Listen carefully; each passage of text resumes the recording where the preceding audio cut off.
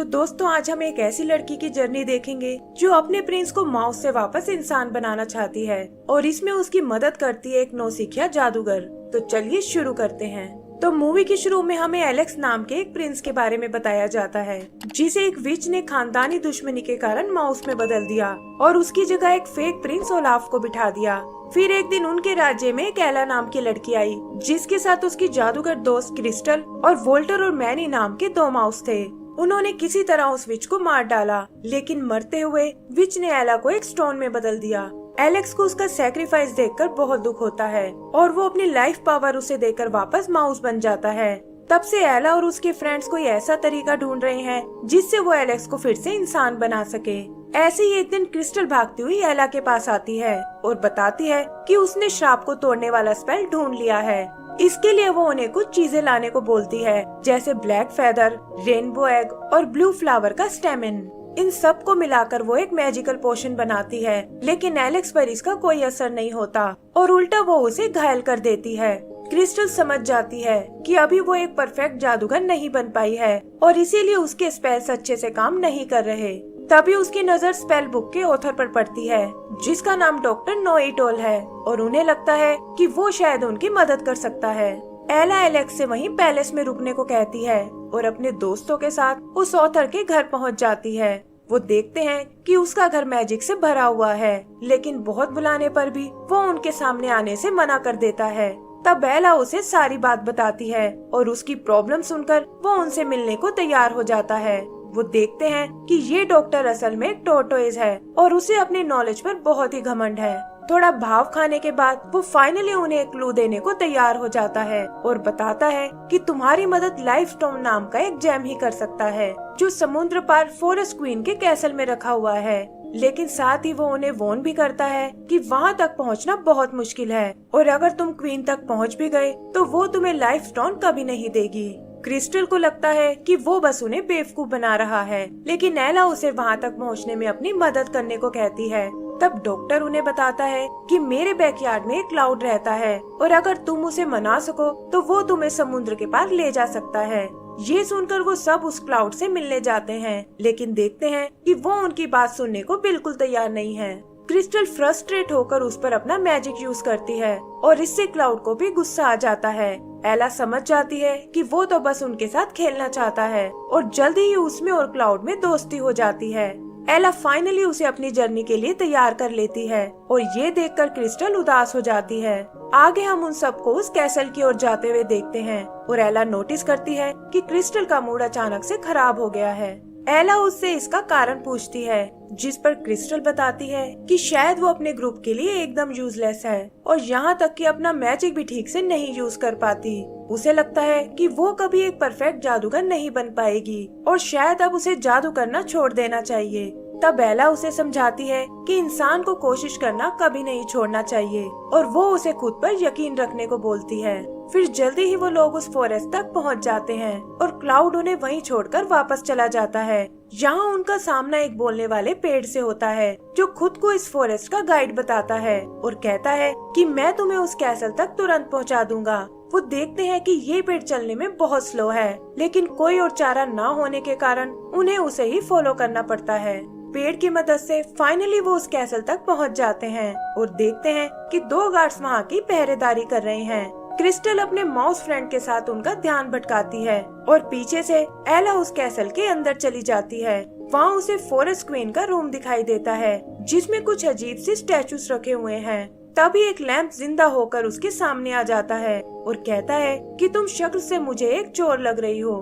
वो एला से खुद को अपने साथ ले जाने को बोलता है और कहता है कि मैं रास्ते में तुम्हारे बहुत काम आऊंगा।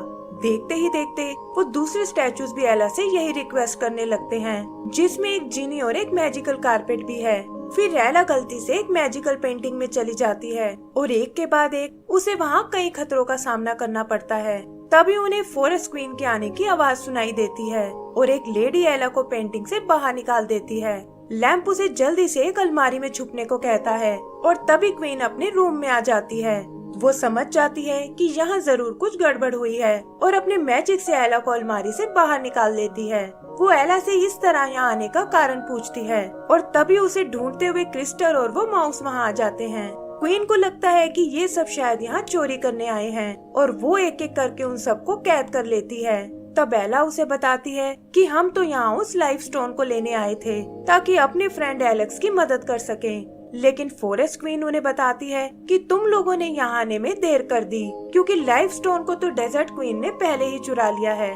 तब एला उससे एक डील करती है कि अगर हम लाइफ स्टोन को वापस ले आए तो आप हमें उसे अपने फ्रेंड पर यूज करने दोगी। फॉरेस्ट क्वीन उन्हें समझाती है कि डेजर्ट क्वीन बहुत ही खतरनाक है और तुम लोग उसका मुकाबला नहीं कर पाओगे। लेकिन एला पीछे हटने को बिल्कुल तैयार नहीं होती। लैम्प और बाकी स्टैचूज भी क्वीन को उनका ऑफर एक्सेप्ट करने को कहते हैं और कुछ सोचकर वो उनकी बात मानने को तैयार हो जाती है। फिर वो उन्हें आगे जाने के लिए एक मैप देती है और लैम्प को एक कड़े में बदलकर एला के हाथ पर बांध देती है ताकि वो उन सब पर नजर रख सके। आगे का सीन डेजर्ट कैसल का है जहाँ ओलाफ इस सारे प्लान की जानकारी डेजर्ट क्वीन को देता है, लेकिन उसे लगता है कि वो बच्चे उसका कुछ नहीं बिगाड़ पाएंगे। तब ओलाफ कहता है कि आपको अपनी आर्मी के लिए एक जादूगर की जरूरत थी और मैं क्रिस्टल को बहलाकर आपके पास ला सकता हूँ। बदले में आपको मेरा किंगडम पाने में मेरी मदद करनी होगी और डेजर्ट क्वीन भी इसके लिए तैयार हो जाती है। इधर आगे बढ़ते हुए एला को एक शॉर्टकट नजर आता है, लेकिन क्रिस्टल को लगता है कि उन्हें इस रास्ते पर आगे नहीं जाना चाहिए। वो अपने मैजिक से इधर उधर खतरा ढूंढने लगती है, लेकिन एला उसे समझाती है कि तुम बेवजह ही ओवर रिएक्ट कर रही हो और हर जगह मैजिक यूज करने की कोई जरूरत नहीं है। इस बात को लेकर उन दोनों में बहस हो जाती है और क्रिस्टल गुस्से में उन्हें छोड़कर चली जाती है। यही हम ओलाफ को देखते हैं जो छुप कर उन पर नजर रख रहा था और वो क्रिस्टल से मिलने उसके पीछे जाता है। आगे एला और उसके साथियों को एक हट दिखाई देती है जिसमें ढेर सारा खाना रखा हुआ है। तभी एक पिंजरा एला को कैद कर लेता है और पता चलता है कि ये एक शैतान बिल्ली का घर है। वो वोल्टर को पकड़कर खाने की कोशिश करती है, लेकिन देखती है कि वोल्टर को उसकी बनाई डिशेस बहुत पसंद आई हैं। ये देखकर उसे बहुत खुशी होती है क्योंकि वो हमेशा से एक शेफ बनना चाहती थी, लेकिन कोई भी उसकी डिशेस को पसंद नहीं करता था। एला को ये सुनकर क्रिस्टल का ध्यान आता है और वो सोचती है कि ना जाने वो किस हाल में होगी। उधर ओलाफ क्रिस्टल से मिलने आता है और उसे बताता है कि तुम्हारे दोस्तों को तुम्हारी स्किल्स की कोई कदर नहीं है और अगर तुम डेजर्ट क्वीन के साथ मिल जाओ तो वो तुम्हें एक पावरफुल जादूगर बना देगी।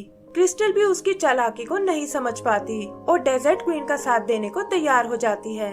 इधर एला और मौसिस का सामना एक बियर से होता है और इससे पहले कि वो उन्हें चोट पहुंचा पाए, एला उसे अपने यहाँ आने का कारण बताती है।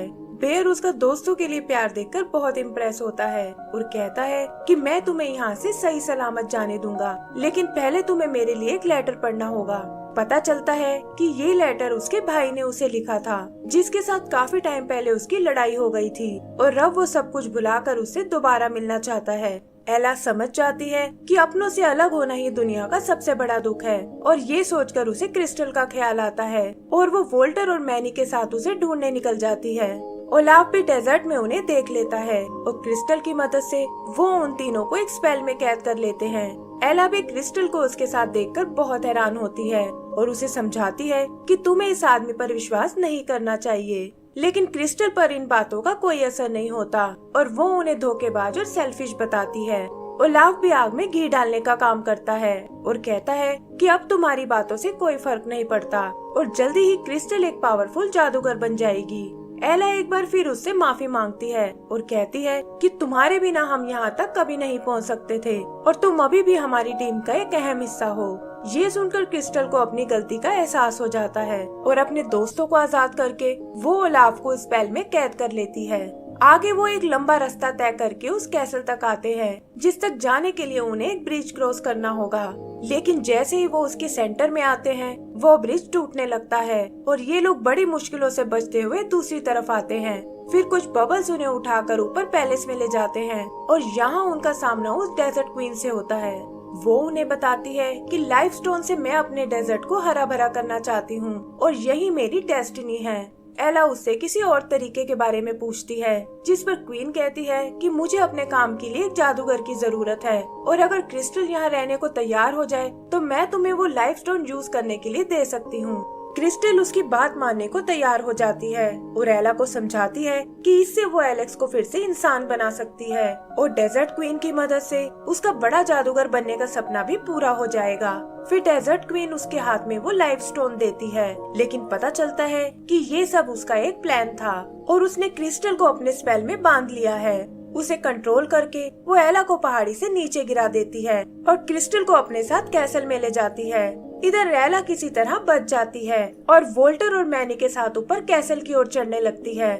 उधर डेजर्ट क्वीन क्रिस्टल से एक बार फिर सोचने को कहती है और बताती है कि मैं तुम्हारा परफेक्ट जादूगर बनने का सपना पूरा कर सकती हूँ, लेकिन क्रिस्टल ऐसा करने से मना कर देती है। तभी एला और उसके माउस वहाँ आते हैं और क्वीन को बातों में उलझाकर लाइफ स्टोन को चुरा लेते हैं। क्रिस्टल भी स्पेल टूटने से आजाद हो जाती है और वो सब कैसल से बाहर आ जाते हैं। डेजर्ट क्वीन गुस्से में उन पर अटैक करती है, जिसके लगते ही क्रिस्टल एक डॉल में बदल जाती है। एला को ये देखकर बहुत दुख होता है और वो डेजर्ट क्वीन से इसका बदला लेने की सोचती है। डेजर्ट क्वीन उस पर भी अपना स्पेल यूज करने की कोशिश करती है, लेकिन एंड टाइम पर वहाँ फॉरेस्ट क्वीन आ जाती है। फॉरेस्ट क्वीन एला से वो लाइफ स्टोन लाने को कहती है, क्योंकि उसके बिना वो डेजर्ट क्वीन का मुकाबला नहीं कर पाएगी। और ये सुनकर एला तुरंत उसे ढूंढने निकल जाती है। पता चलता है कि वो लाइफ स्टोन मैनी के पास है, लेकिन तभी उनके सामने ओलाफ आ जाता है। वो उनसे स्टोन छीनने की कोशिश करता है, लेकिन एला वहाँ आकर उस स्टोन को पकड़ लेती है। तभी वो माउस ओलाफ पर अटैक कर देते हैं और इसी हड़बड़ी में उनके साथ साथ एला भी पहाड़ी से नीचे गिरने लगती है। लेकिन इससे पहले कि वो लोग नीचे जमीन से टकराएं, क्लाउड वहाँ आकर उन्हें बचा लेता है और बताता है कि डॉक्टर ने उसे उनकी मदद करने भेजा है। फिर वो उड़ते हुए वापस कैसल की ओर आते हैं और देखते हैं कि डेजर्ट क्वीन ने फॉरेस्ट क्वीन को ट्रैप कर लिया है। एला किसी तरह बचते हुए उस स्टोन को फॉरेस्ट क्वीन की ओर उछालती है, लेकिन वो देखते हैं कि डेजर्ट क्वीन भी उसे पकड़ने आ रही है। तभी फॉरेस्ट क्वीन एला के हाथ में बंधे उस लैंप को एक्टिवेट करती है और उसकी रोशनी डेजर्ट क्वीन को चकाचौंध कर देती है। लाइफ स्टोन भी फाइनली फॉरेस्ट क्वीन की छड़ी तक पहुंच जाता है और वो डेजर्ट क्वीन को उड़ाकर दूर फेंक देती है। आगे हम उन सभी को फॉरेस्ट कैसल में देखते हैं, जहां क्वीन उन्हें बताती है कि वो एलेक्स और क्रिस्टल में से किसी एक को ही ठीक कर सकते हैं। तब एलेक्स उससे क्रिस्टल को जिंदा करने को कहता है, क्योंकि उसकी ये हालत उसी की वजह से हुई है और एला को भी उसकी बात माननी पड़ती है। फिर क्वीन स्टोन की पावर से क्रिस्टल को ठीक कर देती है और हम देखते हैं कि वो इस बार एक नए रूप में है। क्रिस्टल एलेक्स को माउस के रूप में देखकर बहुत हैरान होती है और तब फॉरेस्ट क्वीन उसे सारी बात बताती है और ये सुनकर क्रिस्टल को बहुत दुख होता है। आगे क्वीन उसे बताती है कि लाइफ स्टोन ने तुम्हारी मैजिकल पावर को बढ़ा दिया है, जिससे तुम भी एक परफेक्ट जादूगर बन चुकी हो और अब तुम फिर से अपना पहले वाला स्पेल ट्राई कर सकती हो। क्रिस्टल भी ये सुनकर खुश हो जाती है और अपने दोस्तों से स्पेल की चीजों को फिर से इकट्ठा करने को बोलती है। फाइनली उसके स्पेल से एलेक्स फिर से इंसान बन जाता है और इसी के साथ हमारी ये मूवी भी खत्म हो जाती है। तो दोस्तों, अगर आपको ये मूवी पसंद आई हो तो प्लीज हमें लाइक एंड सब्सक्राइब करना ना भूलें। Thank you.